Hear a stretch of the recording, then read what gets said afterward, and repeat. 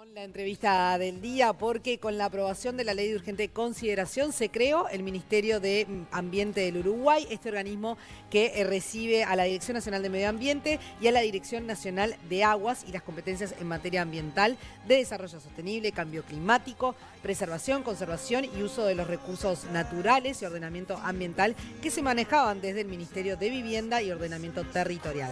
Se fundó oficialmente el Ministerio de Ambiente en un acto que tuvo lugar en Aguas Corrientes, en Canelones. Recibimos al primer ministro de Ambiente de nuestro país, Adrián Peña, a quien le damos las muy buenas tardes y agradecerte por aceptar la propuesta. No, muchas gracias por venir. Por la invitación, un gusto compartir este rato. Asumiste entonces junto al subsecretario Gerardo Amarilla, hace ya nada, horas como quien dice, se presentó el proyecto de presupuesto nacional, así que ¿cómo estuvieron trabajando en esto? Bueno, han sido días bastante intensos porque además seguimos trabajando ambos en la cuestión parlamentaria, en mi caso en el Senado, con muchos temas que veníamos trabajando en las comisiones. Todavía estoy en esa etapa de transición, mi suplente asume el próximo martes en el Senado. Tenemos estos días también de trabajo solapados, digamos, entre lo que viene siendo el armado de este ministerio y la tarea parlamentaria y alguna otra función. La coordinación de bancada de ciudadanos. Además, la coordinación, en realidad, no solo de la bancada, sino la coordinación nacional del sector. Pero bien, un poco cansados, obviamente, pero bien, con muchos desafíos y con la alegría que supone esto, porque no voy a desconocer que es una satisfacción desde el punto de vista personal y también de quienes nos han acompañado en materia política, pero también un desafío importante y una gran responsabilidad. En algo que es bastante complejo, porque es generar algo desde cero. Estamos todavía sin presupuesto hasta el 1 de enero del año 21. En eso también estuvimos trabajando en las últimas horas. Yo llegué un poco tarde, digamos, a la discusión presupuestal. Hoy los números básicamente están cerrados y el lunes estarán... ¿Y cómo se hace para arrancar sin presupuesto? Bueno, vamos a funcionar con el presupuesto que la Ley de Urgencia transfiere, digamos, a través de las direcciones que vienen al Ministerio. La Dirección Nacional del Medio Ambiente, la DINAGUA y la Oficina de Cambio Climático. Esas reparticiones tienen ya, esas direcciones tienen ya su presupuesto asignado hasta fin de año y con eso vamos a funcionar. Y por otro lado, Contaduría General de la Nación, digamos, paga nuestros sueldos, por decirlo de algún modo, el del ministro y el subsecretario, que es lo único que está habilitado a hacer el Poder Ejecutivo, lo único que habilita la Constitución de la República. Lo demás tiene que venir todo por presupuesto. Entonces, los cambios se comenzarán a ver fundamentalmente a partir del 1 de enero. Pero bueno, hoy estuve visitando la DINAMA y la DINAGUA, estuve en un mano a mano con todos los funcionarios, fue una experiencia muy buena, hay un capital humano muy potente y ya comenzamos a trabajar en clave de ministerio y ya comenzamos a pensar y a ordenar las cosas de cara al 1 de enero, ¿no? Igualmente todas las resoluciones que pasen por DINAMA, por DINAGUA, por cambio climático, ya tienen que ver con nosotros. Claro, ¿no? ya ahora tiene que tener, digamos, el aval del ministerio, del ministro. Ya de aquí ahora me voy a firmar los primeros decretos. Qué emocionante, ¿no? Sí. Es emocionante, es raro, debe ser raro. Porque, bueno, justamente esto es un ministerio nuevo. Es como un experimento de última. Vas a pasar la historia como el primer ministro de Medio Ambiente y además de esto es una oportunidad que tiene este gobierno que se propone la austeridad y se propone la eficiencia del Estado de partir de cero y armar de otra manera. Eso, o sea, ¿tenés los ojos puestos sobre vos o hay coordinación con la OPP, con el Ministerio de Economía? Ahí nosotros, más allá del presupuesto, ¿no? Está bien, muy bien lo que estás planteando. Tenemos un desafío. El presidente ha decidido poner este tema arriba de la mesa, ha priorizado el tema ambiente. Priorizar es gobernar. Porque es el modo en que uno dice por dónde voy, qué hago primero y dónde pongo el énfasis. Es elegir, ¿no? Es elegir, como y renunciar. Y renunciar a otras cosas. Entonces el presidente ha puesto arriba de la mesa el tema ambiente con la creación del ministerio y tenemos que darle ese primer lugar en la toma de decisiones y tenemos que generar una dirección, un rumbo en materia de ambiente y una política nacional que incluya a todos los actores y todas las visiones, ¿verdad? Y esto tratando de ser austeros y tratando de que no se aumente el presupuesto, que es otro de los compromisos que tenemos, ¿no? Entonces, nosotros ahora estamos pasando de un presupuesto del entorno de los 600 millones de pesos a un poco más y vamos a tratar de funcionar con ese presupuesto, porque queremos ser un ministerio eficiente, un ministerio austero, que le dé resultados a la ciudadanía, pero sin aumentar el presupuesto. Seguramente van a tener que priorizar en algunas áreas más que otras. Bueno, y ahí tenemos una oportunidad, que es la de reordenar. Y en ese sentido, nosotros vamos a hacer un ministerio piloto, digamos, en la experiencia de reordenamiento de la carrera funcional en la Administración Central, y vamos a comenzar por nuestro ministerio. Entonces eso va a permitir optimizar y ordenar mucho más lo que tenemos dentro del ministerio. O sea ¿Cómo que se va a ordenar la esa carrera es una funcional? chance que ¿Qué tenemos. quiere Bueno, decir eso? quiere decir que hoy, por ejemplo, son temas un poco duros, digo duros en el sentido de...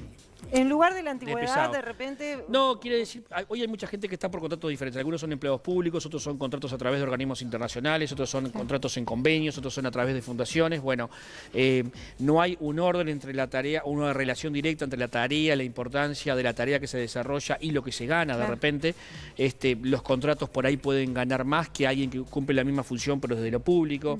Hoy, por ejemplo, los inspectores, que van a adquirir un rol fundamental en esto, las tareas de inspección las hacen funcionarios contratados. Nuestra idea, en principio... ¿Quienes hacen el contralor, no? De que las empresas son los que hacen el contralor, son no funcionarios contratados, quiere decir que en un momento ese contrato vence, luego pasan a la actividad privada, pueden volver si son tomados de nuevo. Lo ideal sería, por ejemplo, por poner un caso, son muchas cosas, que estos inspectores dependan del Estado. Para eso hay que mejorar la retribución, para eso hay que ordenar otras cosas. Entonces, bueno, hay que definir el cargo, cuáles son los cargos, cuáles son las competencias, qué es lo que se va a pagar por cada cargo, y eso lo comenzamos a hacer, y la Oficina de Servicio Civil está en eso, y yo creemos, por lo que ellos nos han dicho, que por abril o mayo podremos estar presentando esta especie de reestructura. De organigrama Pero eso reestructurado. va a ser muy importante, y como bien decís, es una oportunidad, porque ahora que todos venimos acá y que arrancamos esta nueva etapa, es una oportunidad para ordenar, para dar de nuevo, ¿no? Y comenzar a trabajar. Bueno, acá en Vespertina jugamos, ¿viste? Muy bien. Como está recién estrenado. Dicho así. Sí, Mirá bueno, que es vengo, así. no Jugamos, abusen de mí, que Lo vengo, decimos para no asustarte. Estás que cansado, por vengo eso. muy cansado. Entonces, Es la idea. Bueno, no es excusa, no es excusa, la ministro. agarra con las defensas bajas. Bueno, la Cuidado. dinámica que te proponemos esta vez en Vespertinas es una imagen vale más. Esto quiere decir que te vamos a mostrar una imagen y tú vas a decir lo primero que se te ocurra y después te ¿Ahora vamos veo a acá? repreguntar también, por supuesto. Sí, ahí está, la vas a ver allí. ¿Sí? ¿Está? Bueno, envases plásticos, primera. Tarea pendiente. Se supone que va a haber una taza. Me dijeron que fuera breve, capaz que no era tanto. Bueno, no No, seas no, exagerado, tampoco da para tanto. Se supone que va a haber una taza a los envases plásticos de... No es una taza. En el mundo se la conoce como tasa de retorno, Sí. pero ese tema ha llevado a confusión, esa definición. Tasa aquí es un tipo de tributo, entonces no tiene nada que ver ni con impuestos ni con tributos, ¿no? Lo que hablamos es de la posibilidad, está entre el menú de opciones, de llamar lo que se llama precio de depósito. Es el mismo sistema que utilizamos hoy para el envase retornable. Te cobro el descartable. Y luego cuando lo llevas al supermercado, a la estación, a lo que sea, te devuelvo el dinero. Entonces de ese modo recupero. En materia de envases hay 3 R, ¿no? Que es reducir, recuperar y reciclar. Para esta segunda R, que es la de recuperar para tener material, ¿no? Y materia crítica para poder reciclar, esta es una opción. Pero todo tiene sus complicaciones. Por ejemplo, imagínense un almacén pequeño, va a tener que recibir mucho volumen de plásticos y hay que adecuar todo eso, hay que transportar todo eso, pero es una de las opciones. Hay muchos caminos para trabajar en materia de envases, es una materia pendiente, como decía al principio. Este es un camino, hay otro camino que y es... que todo ese trabajo se materialice, porque Bueno. Se hay traduzca, lugares claro, claro. Uno Bueno. recicla la basura de su casa y en realidad va todo lo mismo. Y no, es como... Arrancamos en la parte de reducción. Para la reducción tenemos que trabajar con nuestros hábitos, tenemos también que trabajar con la industria, tenemos que trabajar con los supermercados, en incentivos, tratando de llevar a envase retornable todo aquello que puede ir en envase retornable. Podemos obligar también desde la legislación a la industria a utilizar determinada cantidad de porcentaje en sus envases que sea reciclable. Sí. Otra opción puede ser esta, la del recupero, y luego viene la parte de reciclado. Nosotros estamos reciclando muy poco, por debajo del 10%, cuando en el mundo desarrollado las tasas son superiores al 60%, o en Alemania, que es referencia en la materia, por ejemplo, supera el 80%. Bien. Pero bueno, son todos procesos, Se ¿no? estimula Tenemos que mucho pasar al- al siguiente, perdón. Vamos a seguir igual hablando, porque además Bien. en Vespertinas nos encanta el tema medioambiental, nos encanta el tema del reciclaje y demás, pero vamos con el tema del agua. Precisamos mucho que lo preocupe, porque la principal tarea es la Nos de concientizar preocupa y mucho. Sí, sí, y la parte de comunicación es muy importante. Y tenemos muchas preguntas. ¿No? Así que ya conseguí socios. Madrina tengo. Madrina para esto tengo. ¿Quién? Bueno. Y la primera dama. Ah, bueno. Está bien, que están en estos temas. Y ya claro, tengo socios también ahora. Hablemos de la contaminación del agua. Ahí tenemos el río Santa Lucía. Está el tema UPM2. Eso es la ruta 11 de Santa Lucía. También tenemos el problema de las cianobacterias, que es algo que a mí me preocupa. Veníamos hablando desde hace 2 años que venimos hablando, desde que empezó Vespertinas. Bueno, hay mucho para hacer en esta materia. Hay cosas que se han hecho y se viene trabajando, hay mucho diagnóstico. ¿Qué se ha hecho? Bueno, se ha diagnosticado mucho, ¿no? Se ha analizado, hay muchos estudios. Hoy vengo de la DINAGUA. Hay un monitoreo constante del río y hay cosas que sabemos que tenemos que hacer. Por ejemplo, ¿qué dicen esos diagnósticos? Con respecto a esto que es el Santa Lucía, tenemos que trabajar. El tema agua es muy amplio y tenemos mucho para tratar en la materia. Pero con respecto a esto, que es el río Santa Lucía, tenemos que trabajar en la cuenca. Seguir trabajando en la cuenca, eso es en el propio río y en sus afluentes, y en los procesos productivos que son los que más contaminan el río.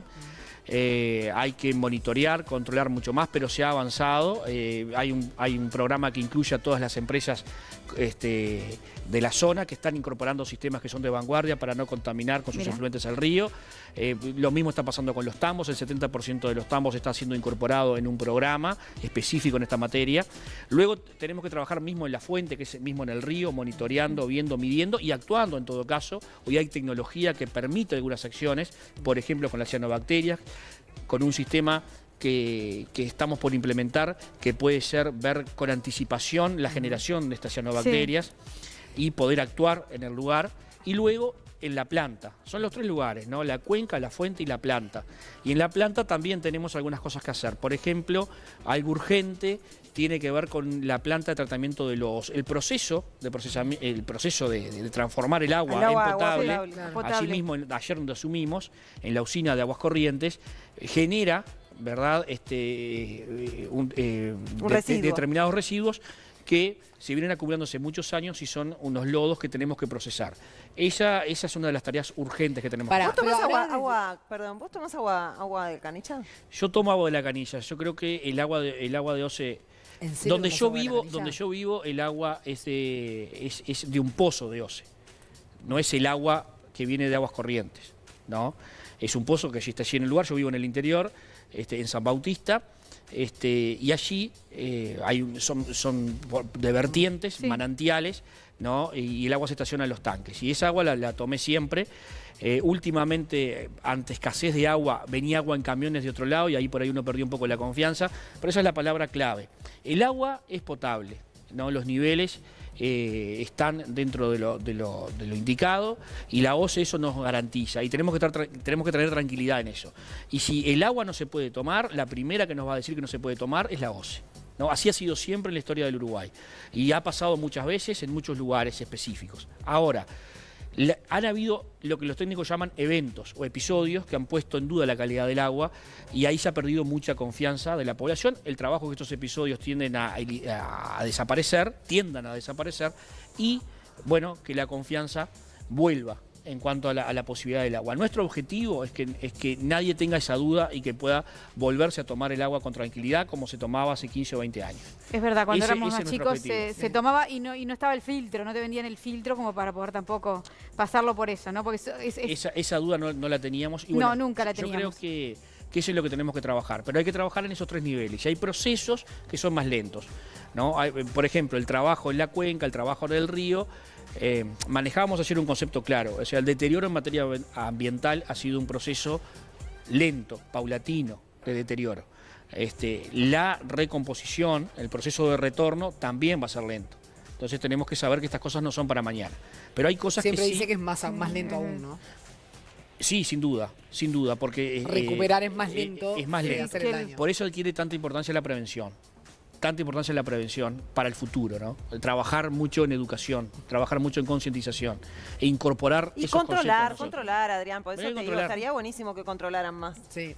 Bueno, déjenme que vamos a seguir con otra con plaquita, si no, no llegamos con este tema. A ver, Construcciones sobre la playa. Bueno, el presidente y su familia fueron cuestionados por la construcción de una casa en las dunas en Rocha, ¿no? Y en varios lugares de la costa está prohibido construir casas. ¿Ustedes van a controlar de alguna manera? Bueno, ¿se prevé? hay una... a ver, los servicios técnicos de Dinama son muy sólidos, son muy buenos. En mi caso, me voy a respaldar mucho en esos servicios técnicos, en la posición de los servicios técnicos. En términos generales, yo no advierto que haya cuestionamientos a las opiniones técnicas de Dinama. Fíjense ustedes que nosotros, por ejemplo, ganamos el famoso juicio en La Haya, aquel del río Uruguay. Sí. Ahí hubo un componente jurídico importante, pero también un componente técnico vinculado a nuestros técnicos en materia de ambiente, que fue también muy potente. Entonces, todas estas construcciones, o todos los permisos, o todo lo que se haga, todo pasa por Dinama, y allí va pasando por diferentes etapas, donde se va auditando y donde se tiene que actuar de acuerdo a la norma y a la legislación. Y eso es lo que tiene que pasar. Entonces, mientras me toque estar, mi posición va a ser de respaldo a lo que resuelvan los servicios técnicos. Siempre.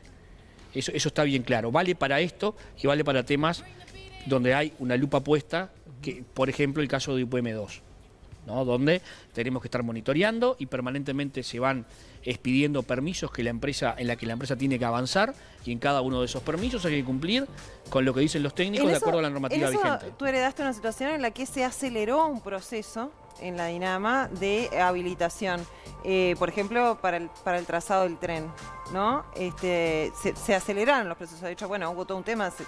Los técnicos de Dinama trabajaron en el verano y más horas de las que habían hecho. ¿Qué te pareció esa definición? Bueno, fueron decisiones políticas, no decisiones técnicas. Lo nuestro es respetar los procesos, respetar los tiempos y cumplir con los plazos. De hecho, es un tema particular. En ese tema particular, yo siendo legislador estuve en contra del trazado actual del ferrocarril. Me expedí sobre el tema, cité al ministro de la época, incluso escribí sobre esto en algún semanario. Bueno, nosotros proponíamos una solución alternativa, que era que el tren fuera hasta Nueva Palmira. Eso no era rentable para la empresa, pero nos parecía que los efectos de que el tren llegara a donde llega no eran buenos, sobre todo para los vecinos de esas zonas. Hoy hay una decisión tomada que viene del gobierno anterior, hay plazos que cumplir, el Estado está comprometido, el Uruguay está comprometido.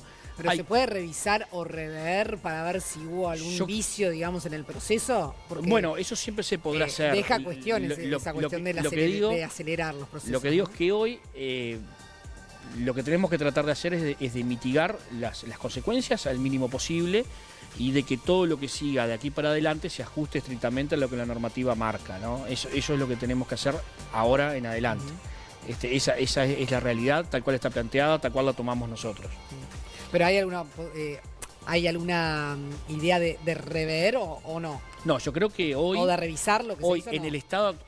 Ver si las decisiones... Como hay auditorías en distintos por ejemplo, otros lugares, ¿no? Como hay en si Entel, existiera mérito para analizar si la decisión o el proceso de la toma de esta decisión se incurrió en alguna falta, posiblemente se pueda instrumentar. No está previsto hoy, pero nada quita que eso sea así. O sea, no hay ninguna denuncia concreta, clara sobre esto, pero puede haberla.